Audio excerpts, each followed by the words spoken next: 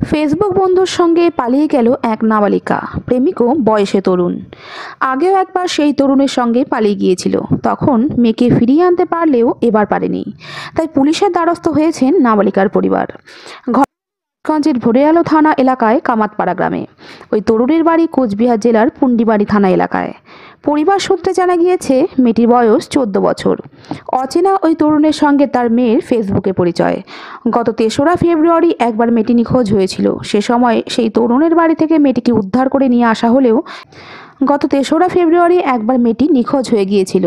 সে সময় ওই তরুণের বাড়ি থেকে মেয়েটিকে উদ্ধার করে নিয়ে আসেন, কিন্তু গত 12ই মার্চ মেয়েটি ফের নিখোঁজ হয়ে যায়। এরপর পরিবারের লোক খোঁজ নিয়ে জানতে পারে তার মেয়েকে রাস্তা থেকে ওই তরুণ তুলে নিয়ে গিয়েছে। পরিবারের লোক সেখানে গেলেও মেয়েকে আর ফিরিয়ে আনতে পারেননি। তাই বাধ্য হয়ে ওই তরুণের বিরুদ্ধে ভোরেআলো থানায় লিখিত অভিযোগ দায়ের করেন। মেয়েটির বাবা বলেন, আমার মেয়ে একজন নাবালিকা, ওই অচেনা ছেলেটি আমার মেয়েকে রাস্তা থেকে তুলে নিয়ে গিয়েছে। তাই মেয়েকে উদ্ধারের জন্য পুলিশের দ্বারস্থ হয়েছি।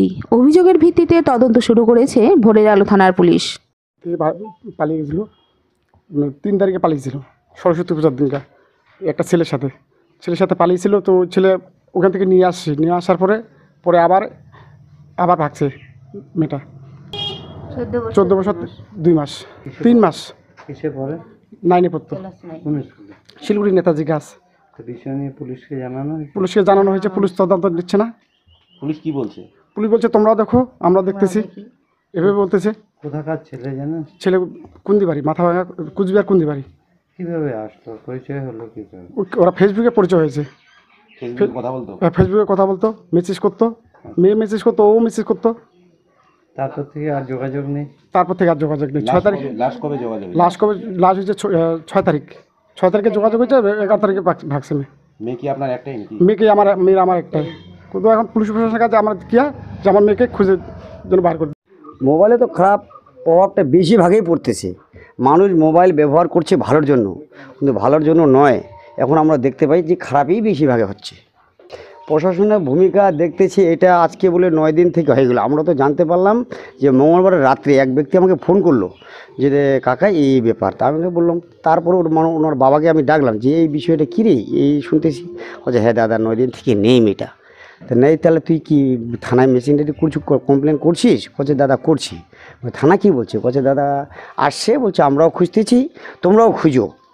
তা আমরা তো খুঁজে আত্মস্বজনের বাড়িতে, বন্ধু বান্ধব যা আছে সব খুঁজে শেষ করছি, দাদা আমাদের মেয়ে কোথাও নেই। তো এখন পুলিশের কাছে যাচ্ছি, এখন বলছে কি করব, খুঁজে তো আমরা পাচ্ছি না। তো এইটাই আমরা বলি যে পুলিশের কাছে আবেদন যাচ্ছি যে আমবাড়ি ভোরেআলো থানার যে আন্ডারে যে আছে তাদেরকে বলছি যে একটু স্বজনকে খুব তাড়াতাড়ি খোঁজার ব্যবস্থা একটু করে দিয়ে যদি পেয়ে যায় মেয়েটাকে বা আমার হাতে তুলে দেয়, খুব উপকৃত হয়। এটা সৌহত্তর পূজার দিন ভাগিয়ে গিয়েছিল, সে আনা হয়েছিল। আনার পরে এই মাসের 7 তারিখে ভেঙে গিয়েছিল। আজকে 20 তারিখ পুলিশকেও জানা হয়েছিল। পুলিশ তদন্ত বলছে যে আপনারাও একটু খোঁজ করেন, আমরাও একটু খোঁজ করি। তা আমাদের তো খোঁজ করা সম্ভব না। আর যেই মেয়ে আমাদের যে গার্জেন আছে, উনি তো টোটো চালায়, দিন কামায় দিন খায়, কত খোঁজাখুঁজি করবে।